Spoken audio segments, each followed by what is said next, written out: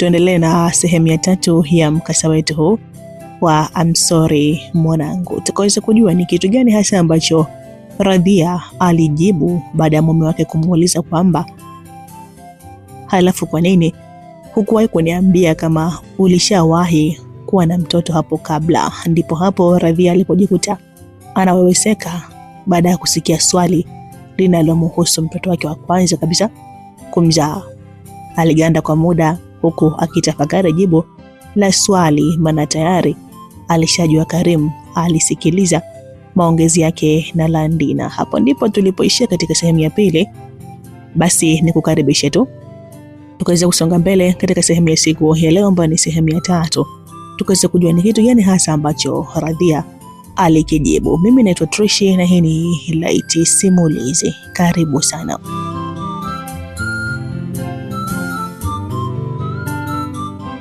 Radhia alitafakari kwa sekunde kadhaa kisha akapata jibu la kumpatia mume wake juu ya swali alilomuuliza.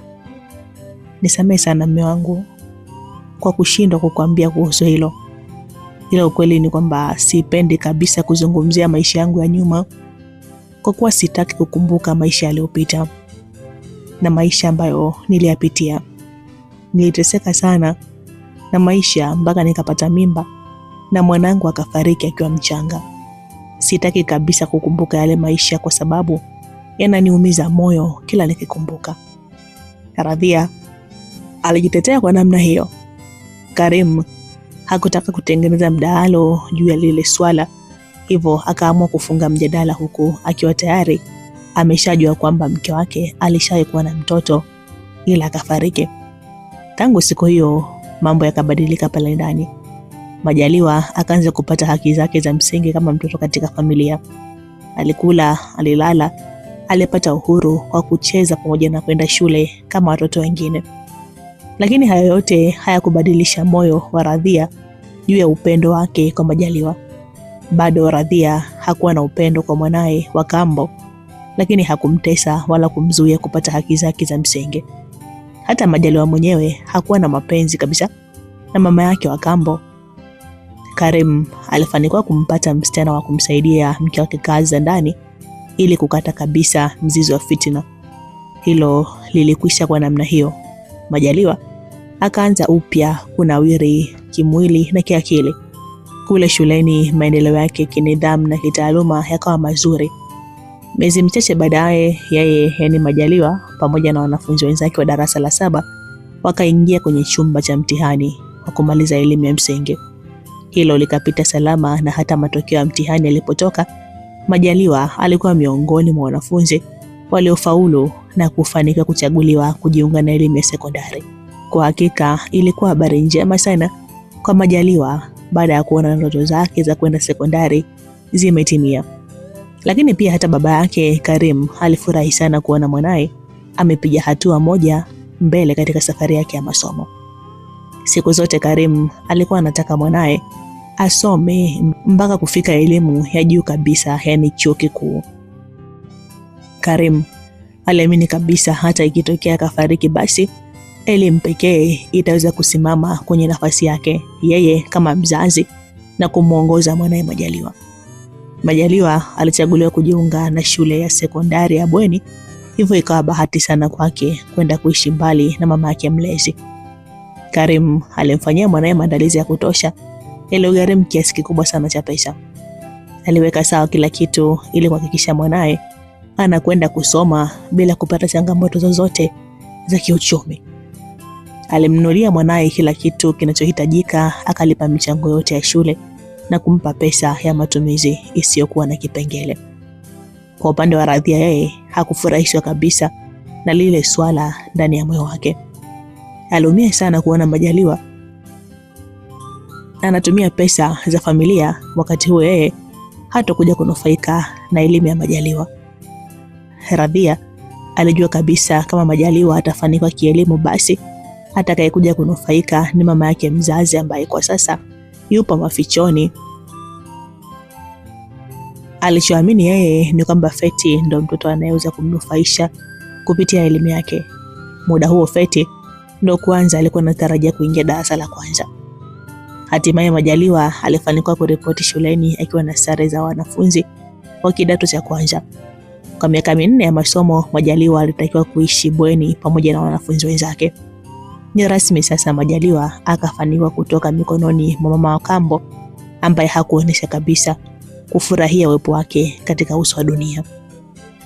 Majaliwa alifurahia sana maisha mapya ya bweni ambayo yalimpa uhuru wa kupambania ndoto zake.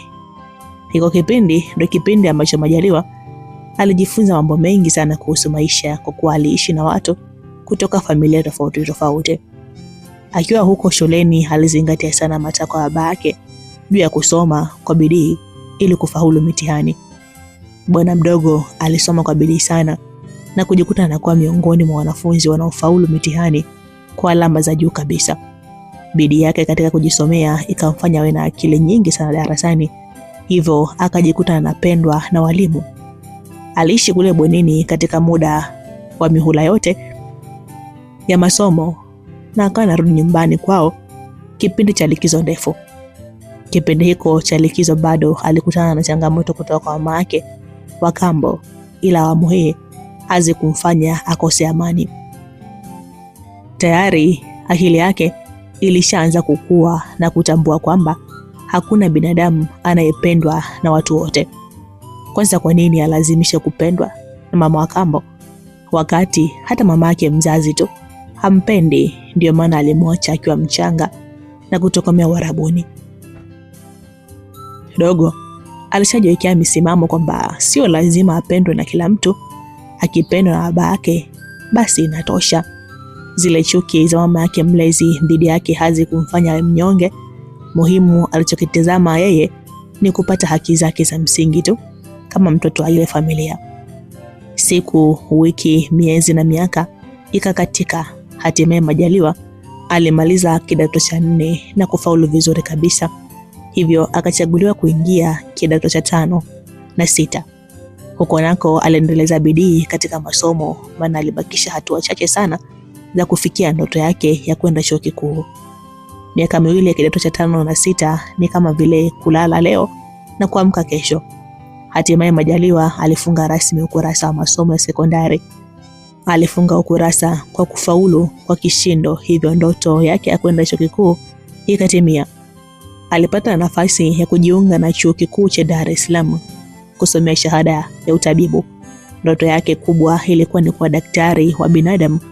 Baada kufikia muda huo tayari umri ulishasogea, hivyo Majaliwa hakuwa tena mtoto bali alikuwa kijana mtu mzima mwenye uwezo wa kujisimamia na kujiongoza mwenyewe.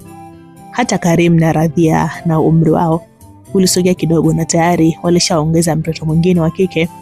Sasa familia ikawa na jumla ya watoto 3. Licha ya Majaliwa kuchukiwa na mama yake mlezi, lakini yeye hakuwachukia ndugu zake. Aliwatizama kama ndugu zake kwa kuwa ni damu ya baba yake. Swala la Majaliwa kuwa na akili nyingi darasani lilimfanya Radhia aone wivu na kuongeza chuki kwa kuwa mwanae Feti hakuwa na akili kabisa darasani. Swala hilo lilimfanya Karim ampende sana Majaliwa kuliko Feti. Wakati Majaliwa anasubiri muda wa kuripoti chuo ufike, akawa anashinda kwenye biashara za baba yake, Karim alikuwa anamwamini mwanae Majaliwa kiasi kwamba alikuwa anamwacha kwenye biashara zake na kila kitu kikawa kinakwenda sawa. Hicho kitendo kilikuwa kinamuumiza sana kichwa Radhia, maana alikuwa anaona kila dalili ya Majaliwa kuwa mrithi na msimamizi wa mali za baba yake. Wakati Radhia anaumwazia Majaliwa kwenye mali za urithi, Majaliwa yeye hakuwa na wazo lolote kuhusu mali za baba. Kijana alikuwa na wazo kutafuta mali zake mwenyewe kupitia elimu. Majaliwa alifanikiwa kuripoti chuoni na kuanza rasmi mwaka wa kwanza wa masomo. Alibukua kitabu mwaka wa kwanza akamaliza, akabukua tena mwaka wa pili nao akamaliza, akabukua tena mwaka wa 3 nao akamaliza. Mwaka wa 4 ambao ndo wa mwisho kabisa katika kozi yake ndio ulibakia mbele yake. Kabla ya kuanza masomo ya mwaka huo wa mwisho, Majaliwa alirudi likizo nyumbani kwao. Likizo hiyo iliambatana na tukio zito sana lililoibuka pale nyumbani kwao. Basi tuangalie nyumbani kwa Mr. Karim. Ilikuwa yapata majira ya saa 4 asubuhi. Ukimya ulitawala sana ndani ya nyumba, huku sauti ndogo za vyombo ikisikika kutokea jikoni. Jemima ambaye ni msichana wa kazi ndo alikuwa jikoni akiendelea na majukumu yake ya kusafisha vyombo. Muda huo huo Majaliwa alikuwa sebuleni amejilaza kwenye sofa huku akichezea simu yake janja. Muda huo akili ya Majaliwa ilikuwa inawaza chuo tu, kwani likizo ilikuwa ukingoni kuisha na zilibakia siku chache tu kabla ya kwenda kuanza mwaka wa mwisho wa masomo.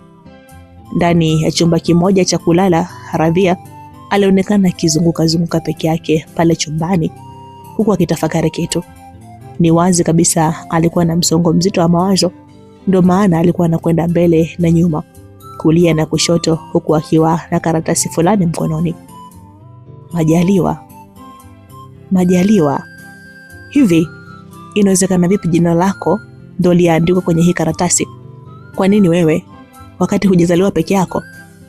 Hii haiwezekani kabisa. Ni maneno ambayo Radhia alijisemea kwa sauti ya chini huku akijipiga na karatasi kichwani. Haikuwa karatasi ya daftari ama kitabu, bali ni hatimiliki ya ile nyumba ya Karim. Huwezi kuamini, kumbe Karim alishaandika siku nyingi sana jina la Majaliwa kwenye hatimiliki ya nyumba yake. Miaka yote ambayo Radhia aliishi pale ndani kama mke, hakuwahi kabisa kuiona hatimiliki ya ile nyumba, wala hakuwahi kujua kama hatimiliki na jina la Majaliwa. Siku hiyo Radhia aliamua kupekua kwenye draw ya siri ya mume wake, kisha akatafuta nyaraka za mali zote za Karim ili ajue kilichoandikwa. Kwa hakika siku hiyo Radhia alichanganyikiwa sana baada ya kujijengea tafsiri ya kwamba wanaye aliowazaa hawana chao kwenye ile nyumba bao. Muda ule Radhia akakurupuka na kutoka chumbani kwake kwa spedi. Alifika sebuleni na kumkuta Majaliwa, lakini hakuongea kitu. Badala yake akampita kama kivuli na kuelekea nje ya nyumba. Baada ya kufika nje ya nyumba, akachukua taksi na kumpa maelekezo dereva ampeleke sehemu fulani. Majaliwa hakumjadili kabisa mama yake, hivyo akaendelea na mambo yake. Muda huo Karim alikuwa kwenye biashara zake. Ile safari ya Radhia ilifikia ukomo kwenye chumba anachoishi Landina. Hakutumia dakika nyingi akafika, kwa sababu hakuwa na umbali kutoka nyumbani kwake. Shoga yangu, mbona ghafla sana? Na simu yako imenishtua kweli? Una amani kweli uko utokako? Landina alimuuliza Radhia mara baada ya kuwasili. Shoga yangu, uko nyumbani mambo sio mambo kabisa. Kumbe jina la Majaliwa ndio limeandikwa kwenye hatimiliki ya nyumba, shoga yangu. We, usiniambie. Kwa hiyo mume wako ndio kafanya hivyo? Sasa nani mwingine afanye hivyo wakati yeye ndio mwenye nyumba? Hiyo mbaya. Hapo tayari kashatengeneza mazingira ya kuwanyima haki ya urithi watoto wengine. Hapo tayari inaonyesha kwamba Majaliwa ndio mmiliki wa nyumba, nyinyi wengine ni wapangaji tu. Hebu nishauri basi shoga yangu, nifanye nini mimi? Unajua Radhia, tangu siku nyingi nilishakwambia fanya juu chini. Mwambie shemeji akufungulie biashara yako mwenyewe kubwa ili umiliki mali zako binafsi. Hiyo ingekusaidia, kwa sababu ukimtegemea mtu anaweza kufa halafu kabaki mtupu. Tatizo sio mimi Landina, ni mume wangu mwenyewe ndo hapendi nikafanye kazi au biashara. Yeye anataka niwe mama nyumbani tu. Hiyo mbaya. Ndio hivyo sasa. Hebu nishauri basi nifanye nini kuhusu hili swala la Majaliwa kuandikwa kama mmiliki wa nyumba? Okay. Hapo kwanza unatakiwa kujua kwamba hakuna namna ya kuweza kubadili hilo jina kwenye hiyo hati. Hapa njia ni moja tu. Unatakiwa kuchukua uamuzi mgumu ili wanao wapate haki yao. Uamuzi mgumu kama upi sasa? Subiri kidogo. Landina akainuka na kuisogelea begi lake. Baada ya kulifikia, akalifungua kisha akatoa kikaratasi kidogo kilichokunjiwa kitu ndani yake. Hebu shika hii. Alimpatia Radhia kile kikaratasi. Radhia alikipokea kisha akamuuliza Landina, hii ni nini shoga yangu? Hebu fungua kwanza. Radhia alifungua kile kijikaratasi na kukuta unga fulani wenye rangi ya shaba. Alishangaa kidogo, maana hakujua ni kitu gani amepatiwa. Hii nini sasa shoga yangu? Hiyo ni sumu inayoua taratibu kabisa ndani ya masaa 6. Hiyo sumu inamuua mtu huku akiwa amelala. Kwa hiyo inamaanisha ni muue Majaliwa, sio? Hilo Nijibu Radhia, hebu uliza swali. Kwa mtihani mzito kwangu Landina. Kumuua mtu sio kitu chepesi ujue. Hiyo roho mimi naitoa wapi jamani? Kiukweli yule mtoto simpendi, ila sio kwa kiwango cha kukatisha maisha yake. Hebu acha watoto shogangu. Hii ndio njia pekee ya kuwatafutia haki watoto wako, na wewe mwenyewe ubaki na mali. Kama Majaliwa atakufa, basi mali zote za Karim zitakuwa halali kwa watoto wako. Ni kweli, lakini hapa inabidi tu nifanye maamuzi magumu kwa ajili ya wanangu. Siwezi kukubali wanangu waje kuishi maisha magumu kama nilivyoishi mimi mama yao. Hakuna namna, Majaliwa lazima afe tu. Safi sana. Hayo ndo maamuzi sasa. Mimi nafanya hivi kwa ajili ya kukusaidia wewe shogangu.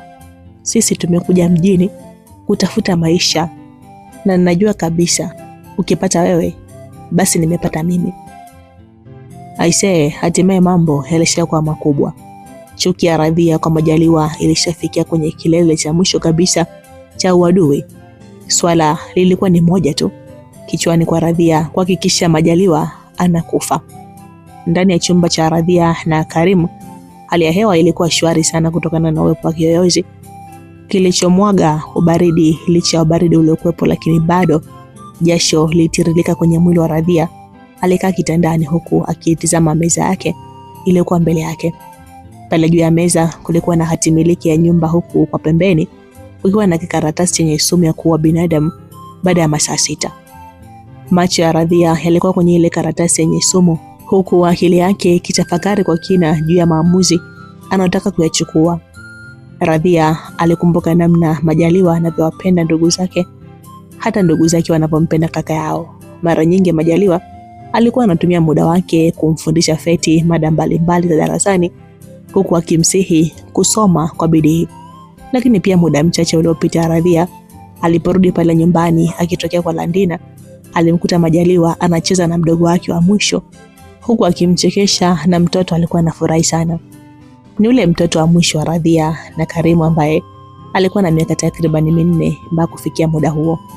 Ni upendo mkubwa sana ambao Majaliwa aliuonesha kwa ndugu zake, licha ya kwamba hakuzaliwa nao na mama mmoja. Majaliwa aliwapenda sana ndugu zake kwa kuwa alizaliwa na baba yake, na siku zote baba yake alikuwa anamsihi sana Majaliwa awapende ndugu zake hata kama mama yao anamchukia yeye. Kadri Radhia alivyokuwa anakumbuka upendo wa Majaliwa kwa ndugu zake ambaye ni wanaye yeye, alijikuta anapata wakati mgumu sana wa kufanya uamuzi wa kumwaga damu. Nafsi ilikuwa inamsuta, lakini akili ikawa inamwambia anatakiwa kufanya vile kwa faida ya watoto wake hapo baadaye. Kama ikitokea Karimu anakufa, basi nyumba itakuwa ya Majaliwa, na hapo lazima mamake mzazi atajitokeza na atakuja kuishi naye pale ndani, huku wao wakifukuzwa. Hizo ndo zilikuwa akili za Radhia, akili ambazo hazikuwa na akili kuwaza kumuua mtoto ambaye hawazi chochote kuhusu urithi, mtoto ambaye anapambania ndoto zake kwenye masomo ili amiliki mali zake mwenyewe. Hitimisho lililopatikana kichwani kwa Radhia ni kwamba Majaliwa must die, yani Majaliwa lazima afe. Muda ule ule Radhia akaichukua ile hati miliki ya nyumba, kisha akafungua draw na kuirudisha pale pale alipoweka mume wake. Aliweka kwa umakini mkubwa ili mume wake asije kujua kama alipekua nyaraka zake. Baada ya kumaliza kuweka, akafunga draw, lakini kabla hajazamisha mpaka mwisho akasita kidogo. Ni kama vile kuna kitu alikiona kwa chini kabisa ile draw. Ni kitu ambacho kilimshtua kidogo, hivyo akataka kuitizama kwa mara nyingine tena kwa umakini zaidi. Alifungua tena draw, kisha akaingiza mkono na kutoa kile kitu. Kilikuwa kipande cha bangiri cha kavu yenye rangi ya shaba. Radhia alikitizama kile kipande huku mikono yake ikitetemeka kama generator. Ni kama vile alikuwa anaifahamu ile bangiri. Pale pale akainuka haraka haraka na kwenda kwenye kabati lake la nguo. Alipofika kabatini, akaanza kuchambua nguo kama mwenda wazimu, huku akionekana kutafuta kitu. Alipekua na kupekua, akafika chini kabisa. Huko alikutana na kitambaa fulani kilichofungwa. Alikichukua kitambaa hiko, kisha akakifungua na kukutana na kipande kingine cha bangiri. Kile kipande kilikuwa kinafanana kabisa rangi na kile alichokikuta kwenye drawer la vitu vya mume wake. Alivichukua vile vipande kisha akaviunganisha pamoja na vilionekana kufiti pamoja na kuunda bangiri iliyokamilika. Ni wazi kabisa vile vipande ndio viliundaga ile bangiri, ila vilitenganishwaga kwa kuvunjwa. Hapana, haiwezekani. Haiwezekani kabisa. Hii imefikaje hapa? Radhia alijisemea maneno hayo baada ya kuitambua vyema ile bangiri. Alikumbuka ni bangiri ya bahati aliyopewaga na marehemu bibi yake miaka mingi iliyopita. Bangiri hiyo alikuwa anaivaga kwenye mkono wake wa kulia, na mara ya mwisho kuivaa ilikuwa siku ambayo alimtelekeza mwanae na kwenda mjini kutafuta maisha. Hiyo siku aliamua kuivunja vipande viwili ile bangiri, kisha kipande kimoja akamwachia mwanae pale msituni na kingine akaondoka nacho mwenyewe. Radhia aliamini kabisa kwa kuwa ile bangiri ni ya bahati, basi itamsaidia mwanae kupata msaada wa kwenda kulelewa kwenye maisha mazuri. Kile kipande kimoja alikichukua kwa ajili ya msaada wake mwenyewe, maana alikuwa hajui aendako. Baada ya kukumbuka hivyo, Radhia alihisi kuchanganyikiwa. Akarudi tena kwenye drawer la mume wake. Baada ya kukumbuka kuna kitu kingine alikiona, ingawa mwanzo hakukitafakari. Alipofika kwenye drawer akachuchumaa chini, kisha akatoa bahasha zote za kaki ambazo zilikuwa ndani ya ile drawer. Chini kabisa akakuta sweta pamoja na kipande cha kanga. Radhia alikunjua ile sweta pamoja na kile kipande cha kanga. Akajikuta anashtuka kwa mara nyingine. Ni miaka mingi sana ilipita, lakini aliweza kukumbuka vyema zile nguo. Kile kipande cha kanga ndo alimvalishaga mwanae Bahati kama nepi siku ya mwisho kabisa alipomtelekeza msituni. Alikumbuka vyema enzi hizo hakuaga na pesa ya kumnunulia mwanae nepi, hivyo alichanaga kanga zake vipande na kutumia kama nepi. Lakini pia lile sweta lilikuwa la kwake kabisa, na mara ya mwisho alitumia kumfunikia mwanae pale msituni baada ya kuhisi kanga peke yake haitoshi kumkinga na baridi ambalo lilikuwepo kwenye yale mazingira. Baada kufikia muda huo, Radhia akajikuta anachanganyikiwa kuliko kawaida. Maswali mengi yakaanza kugonga kwenye kichwa chake kufuata kile alichokuwa anakiona. Radhia alihisi kabisa kwa namna yote ile Karim alimwokota mwanae Bahati kule msituni. Na kama alimwokota, je, yupo wapi sasa huyo Bahati? Radhia akaanza kurudisha kumbukumbu zake nyuma, kuanzia siku ya kwanza kabisa alipokutana na Karim na kuanza kuishi naye kama mke na mume. Alimkuta Karim akiwa na mtoto wa miaka 5, mtoto ambaye inasadikika hakunyonya kabisa maziwa ya mama yake.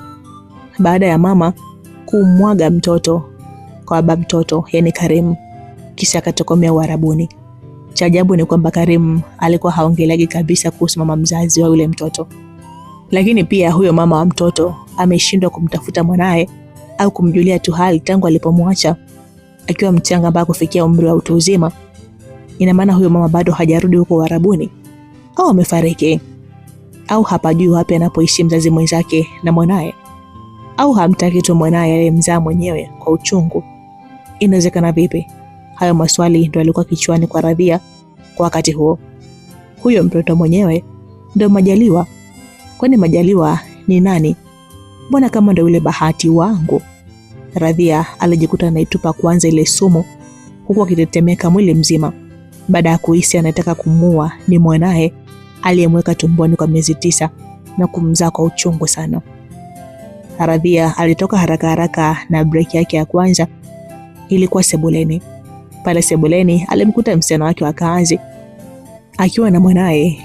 Jemima, Majaliwa yupo wapi? Yupo chumbani kwake?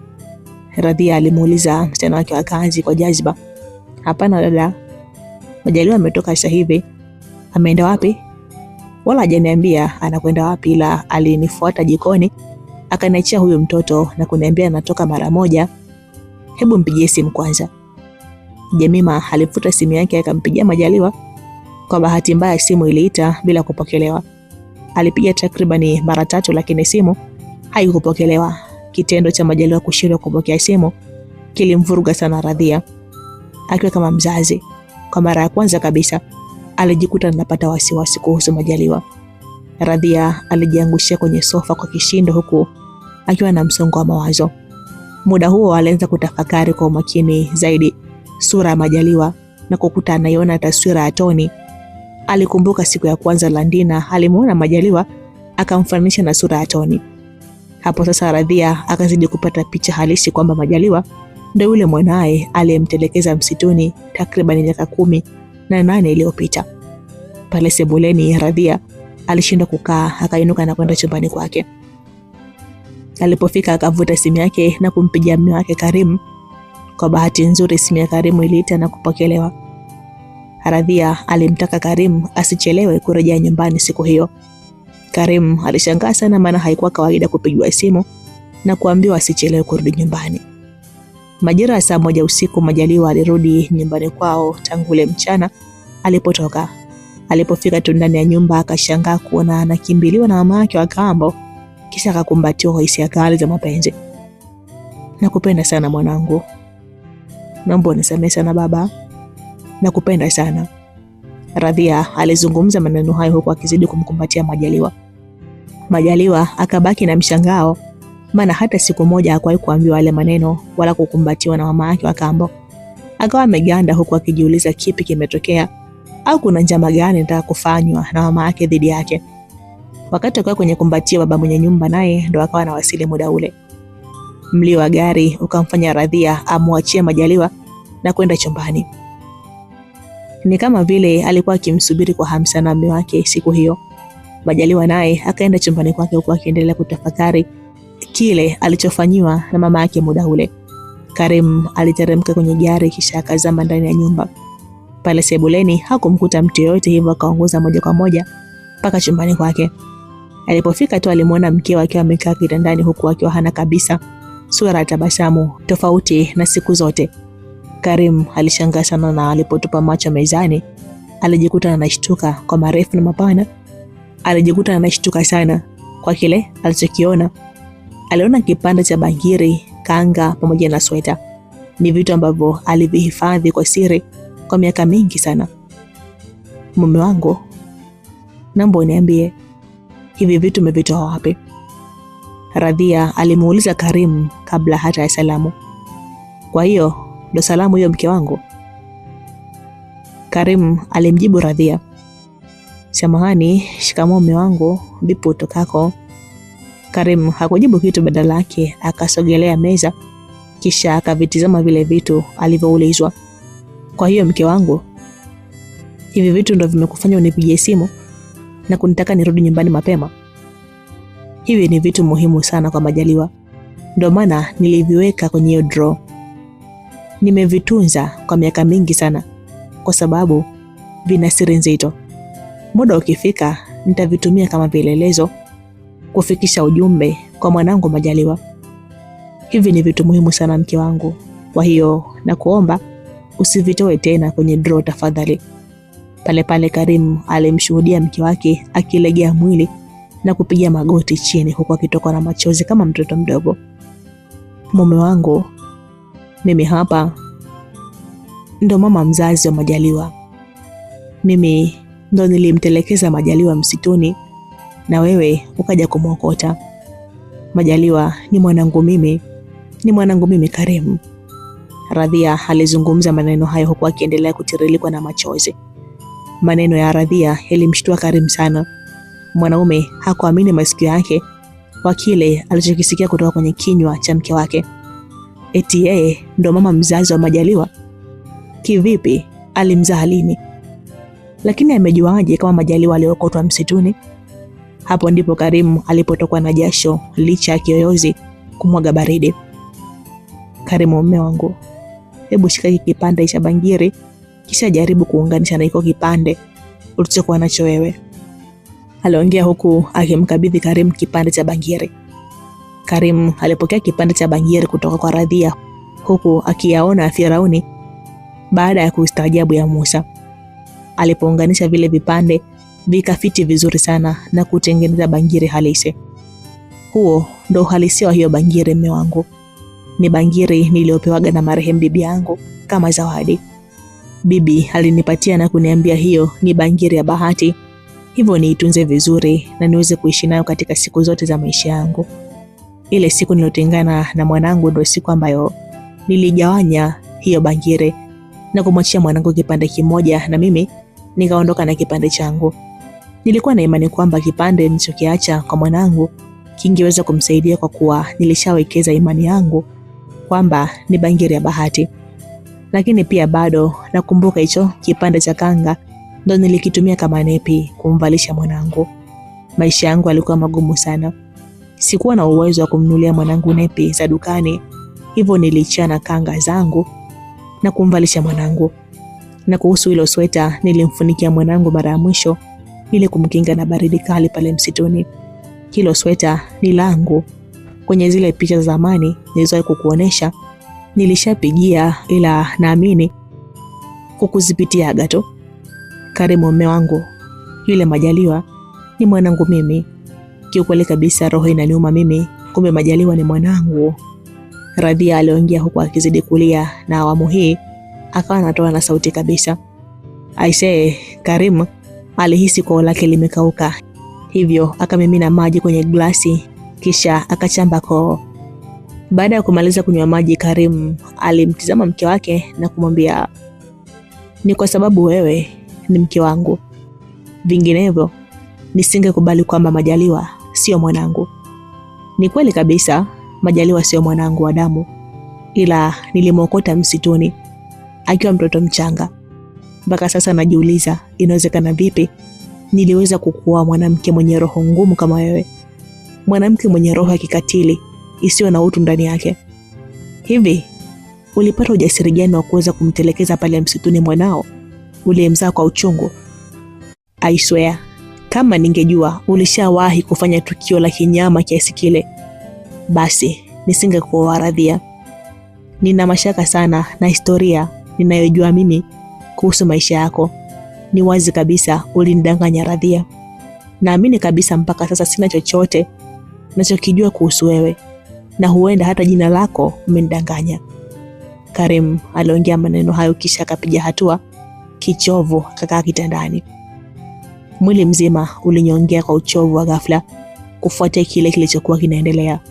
Mawazo yalikuwa mengi sana kichwani mwake baada ya kugundua ukweli kwamba Radhia ndo mama mzazi wa Majaliwa. Radhia alitambaa chini kwa magoti mpaka akamfikia Karim pale kitandani. Alipomfikia akamshika miguu kisha akamwambia, mume wangu, ni kweli ile historia niliyokuambia kuhusu mimi haina ukweli wowote.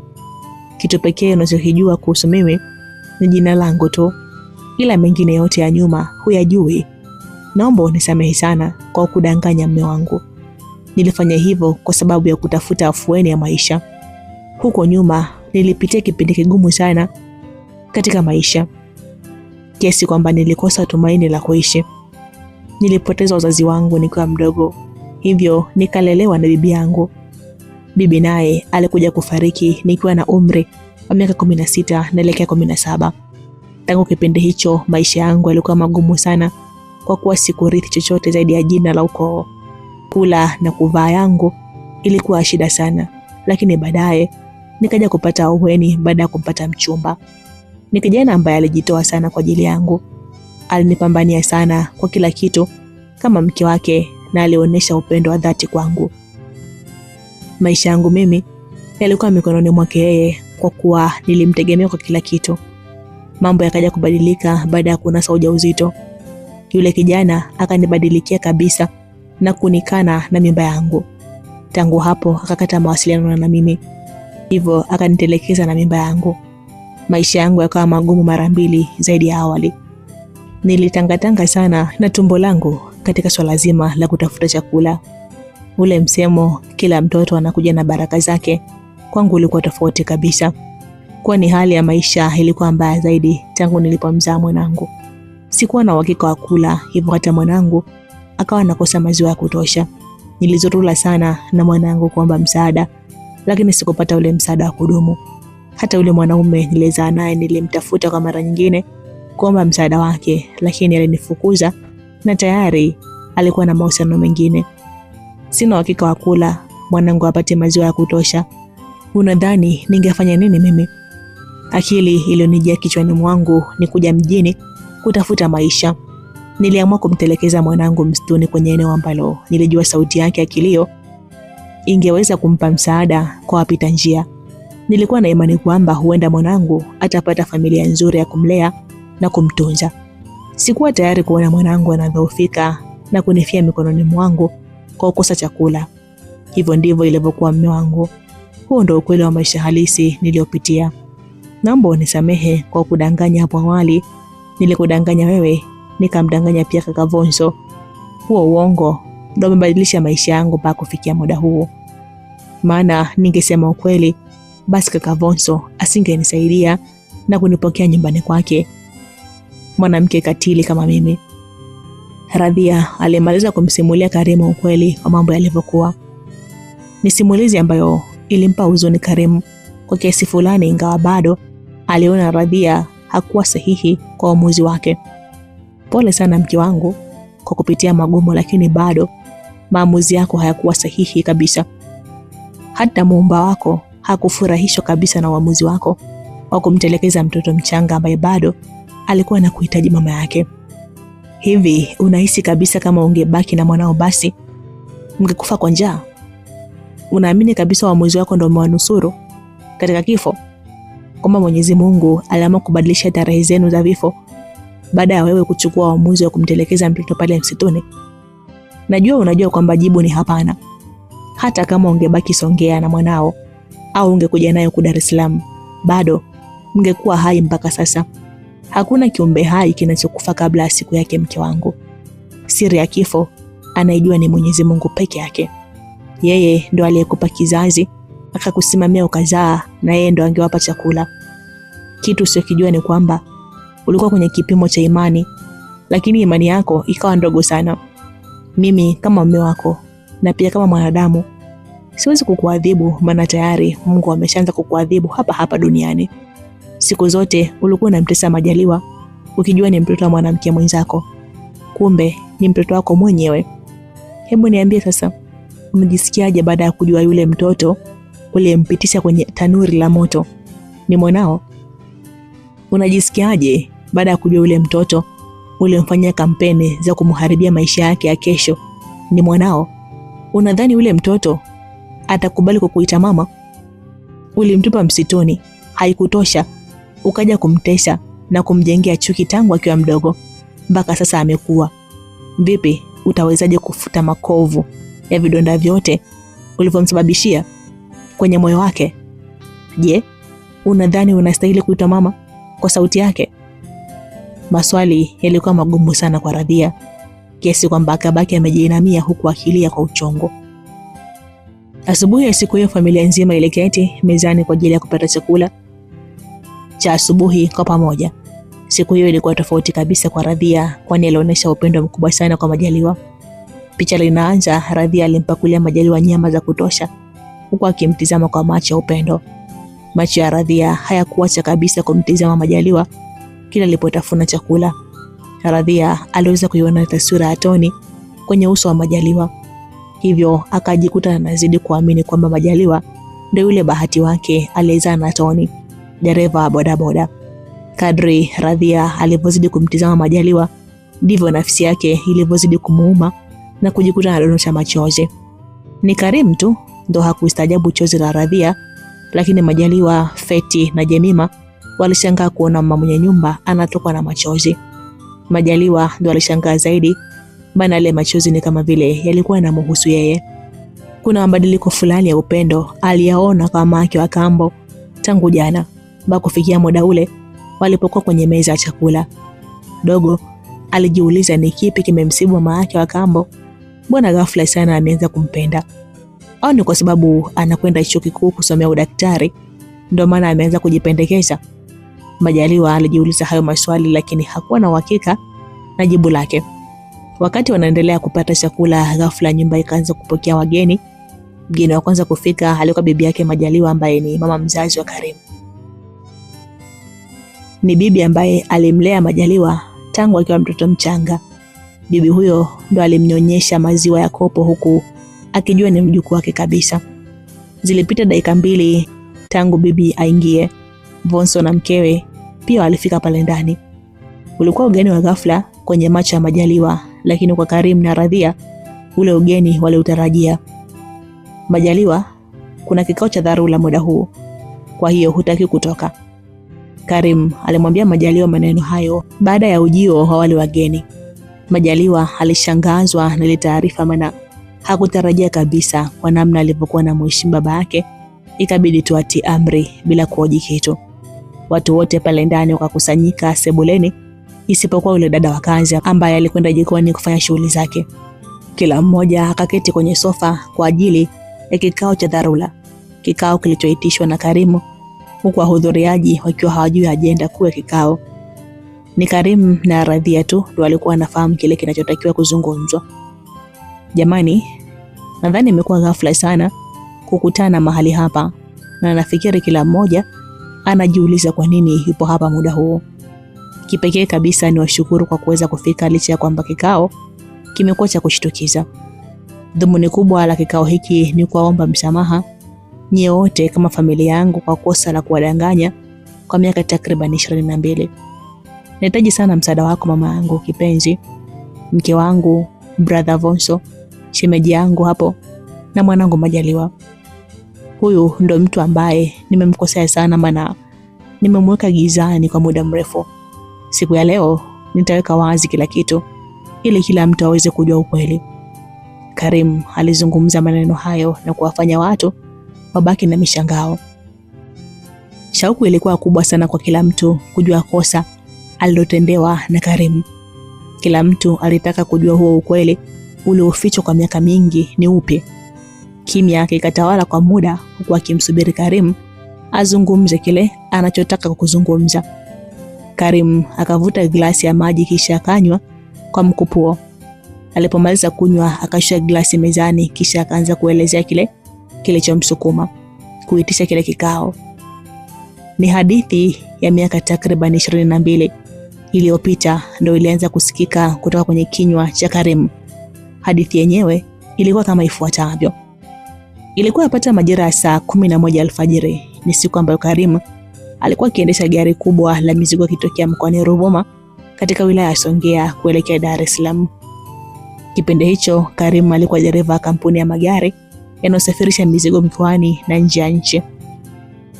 Karim alikuwa na mwenzake ambaye ndio msaidizi wake wa kazi. Wakati safari inaendelea, ghafla Karim akajikuta anasimamisha gari katikati ya pori baada ya kubanwa na haja ndogo. Baada ya kusimamisha gari, akateremka na kusogea pembezoni mwa barabara kwa ajili ya kujisaidia. Wakati anajisaidia, ghafla akasikia sauti ya mtoto mchanga ikitokea kwenye kichaka kidogo kilichokuwa mbele yake. Karim alishtuka sana. Baada ya kusikia sauti hiyo, alihisi huenda ni mauzauza tu ndio anasikika pale kichakani, maana sio rahisi kabisa mtoto kuwepo kwenye yale mazingira. Mwanaume akafunga chapchapu zipi ya suruali na kuanza kuondoka, lakini ghafla akasimama wima. Baada ya nafsi yake kusita, alihisi huenda ni kweli kuna mtoto mchanga ametupwa kichakani, hivyo akamuita mwenzake na kumtaka ateremke kwenye gari. Yule mwenzake ambaye alifahamika kwa jina la Steve akateremka kwenye gari kisha wakaongozana huku wakitembea kwa tahadhari mpaka pale ilipokuwa inasikika sauti ya mtoto. La haula, mtoto mchanga aliweza kuonekana kwenye macho yao akiwa peke yake amelazwa chini na kufunikwa vizuri. Oya Karim, huu mtego, tuondoke mwanangu. Hapana kaka, hatuwezi kumwacha hapa mtoto huyu. Ni lazima tumsaidie haraka iwezekanavyo. Vinginevyo atakufa huyu mtoto. Sasa tumsaidieje Karim wakati sisi sio mama yake? Au utamnyonyesha nini ukimchukua? Vipi akitufia kwenye gari itakuwaje? Hebu tuaishe mzigo mjini kaka, achana na kesi ambazo hazina ulazima. Maana tunaweza kuonekana tumemuiba ujue. Hapana Steve. Hiki ni kiumbe. Hiki kiumbe kinahitaji msaada kaka, na sisi ndo watu pekee wa kumsaidia. Ni wazi kabisa huyu mtoto ametelekezwa na mama yake, kwa hiyo hatuwezi kumwacha hapa. Hayo yalikuwa mazungumzo kati ya Karim na Steve mara baada ya kumkuta mtoto mchanga kichakani. Baada ya mazungumzo hayo, Karim aliamua kumchukua yule mtoto, ingawa Steve hakufurahia. Awamu hii Steve ndo akakamata usukani huku Karim akimbembeleza yule mtoto wakati safari inaendelea. Baada ya mwendo wa nusu saa wakafika sehemu fulani kwenye makazi ya watu. Karim akamtaka Steve asimamishe gari. Steve akasimamisha gari, kisha Karim akateremka na kwenda kwenye duka moja la jumla, akanunua maziwa ya kopo ya watoto pamoja na chuchu ya kunyonyea. Baada ya kununua vitu hivyo, akarudi tena kwenye gari, kisha akamtengenezea chakula yule mtoto ambaye alionekana kuwa na njaa sana. Kwa bahati nzuri yule mtoto alinyonya maziwa na safari ikaendelea kuchanja mboga. Karim akageuka kuwa mlezi wa yule mtoto, huku Steve akishikilia usukani wa gari. Waliendelea na safari kuelekea Dar es Salaam kupitia mkoani Morogoro. Hatimaye wakafanikiwa kufika salama Dar es Salaam. Oya mzee, tushafika mjini tayari. Huyo mtoto utampeleka wapi? Na muda huu tunatakiwa kufikisha mzigo ofisini. Steve alimuuliza Karim. Karim alikitazama kile kitoto na kujikuta anakionea huruma. Ni kama vile macho ya yule mtoto yalimwambia Karim, tafadhali usiniache, nahitaji msaada wako baba. Karim akambusu yule mtoto kwenye paji la uso, kisha akasema, huyu mtoto ni wangu kuanzia sasa. Kwa gharama yote ile nitahakikisha anakuwa na kuishi kama watoto wengine. Naamini kabisa hii ni zawadi kutoka kwa Mungu. Karim alimaliza kusimulia hadithi ya miaka 22 iliyopita alipokuwa anafanya kazi kwenye kampuni ya magari ya kusafirisha mizigo. Hadithi hiyo ilimfanya kila mtu ashtuke na wote wakaanza kumtizama Majaliwa licha ya kwamba jina lake halikutajwa. Hata Majaliwa mwenyewe alihisi muhusika wa ile hadithi ni yeye. Muda huo Radhia yeye alikuwa anatoka na machozi tu, maana alijua yeye ndo mama aliyemtelekeza mtoto msituni. Baada ya kumaliza kusimulia hadithi, Karim alimtizama mama yake mzazi, kisha akamwambia, mama, yule mtoto mchanga nilikuleteaga umlee miaka 20 iliyopita sio mwanangu wako mzaa. Naomba unisamehe sana mama yangu kwa kudanganya. Nilifanya vile kwa kuwa nilitaka umlee mtoto kama ulivyonilea mimi mwanao. Nisamehe sana mama yangu kwa kudanganya. Maneno ya Karim yakazidi kuacha watu kwenye mshangao. Hakuna mtu aliyepata nguvu ya kuinua mdomo kuuliza swali kwa wakati huo. Huyo Majaliwa alijikuta anatoka na jasho mithili ya mtu anaikimbia mbio za marathoni. Karim alimtizama Majaliwa kisha akamwambia, Majaliwa mwanangu, huyo mtoto ninayemzungumzia hapa ni wewe kijana wangu. Majaliwa, naomba unisamehe sana kwa kushindwa kukueleza ukweli kwa miaka mingi. Mimi unayenitambua kama baba yako mzazi, sio baba yako niliyekuzaa, bali nilikuokota msituni ukiwa mtoto mchanga.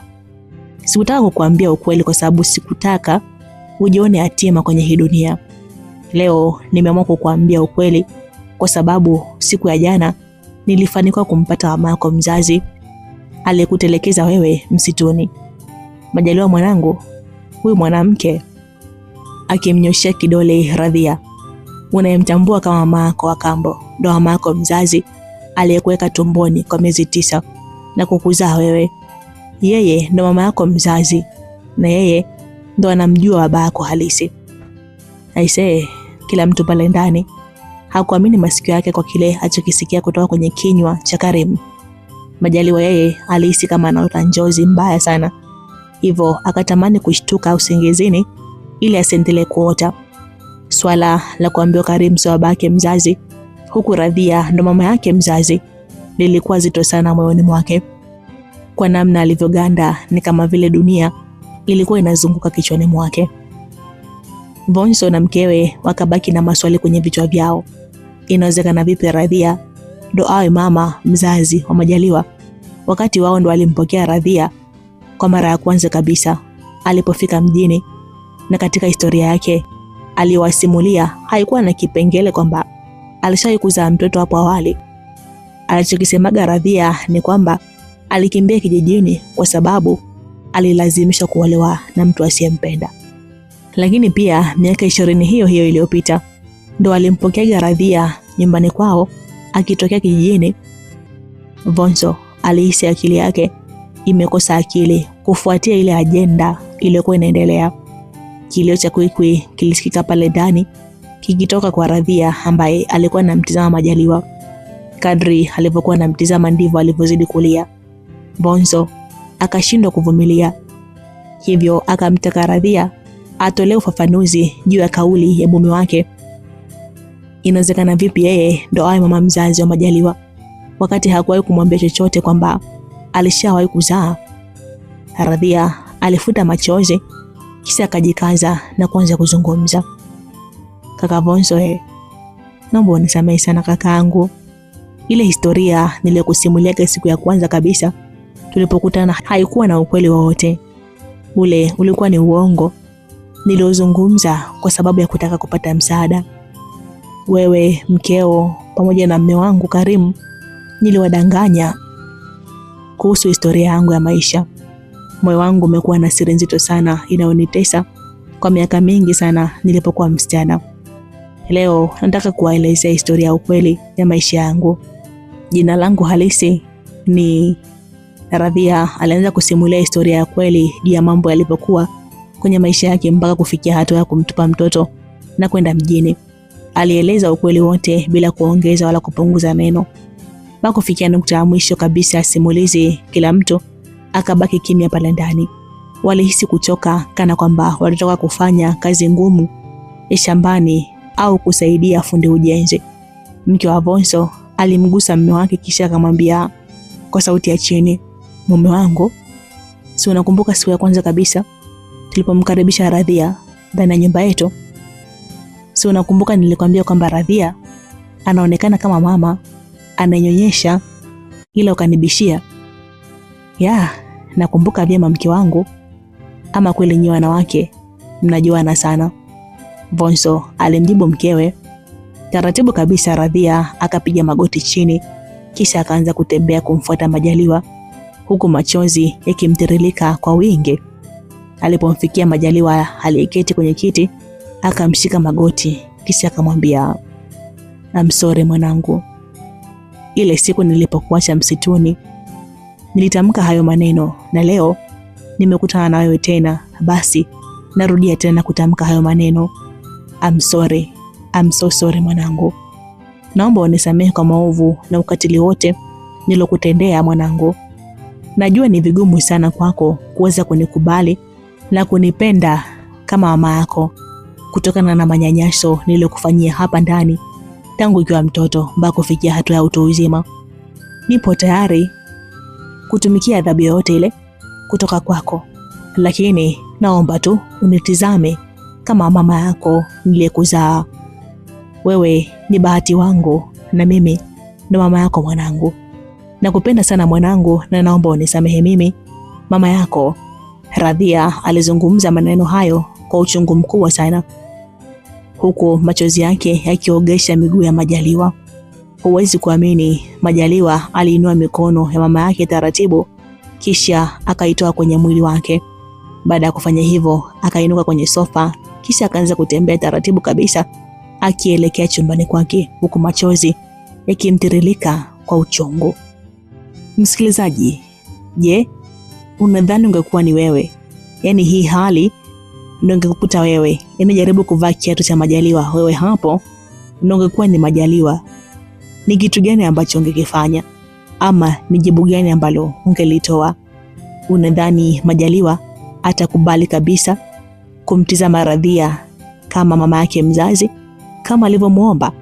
Sijui ni nini ambacho kitajiri, lakini nikuombe tu tukutane hapo kesho kwa ajili ya mwendelezo wa sehemu hii ya 3 ambayo itakuwa ni sehemu ya 4. Asante kwa kuchagua Light Simulizi, asante kwa kumchagua binti Trish. Tukutane hapo kesho tujue nini undani wa kisa hiki cha I'm sorry mwanangu, yani samahani mwanangu. Ila wanawake shikamoni. Sometimes tunakuwa na roho ngumu sana, lakini hii roho ya Radhia too much, yani imezidi, yani too much is harmful kwa kweli. Sijui itakuwaje, lakini kuna kitu cha kujifunza hapa sisi wanawake. Kesho yetu hatuijui, yani hatuijui kabisa.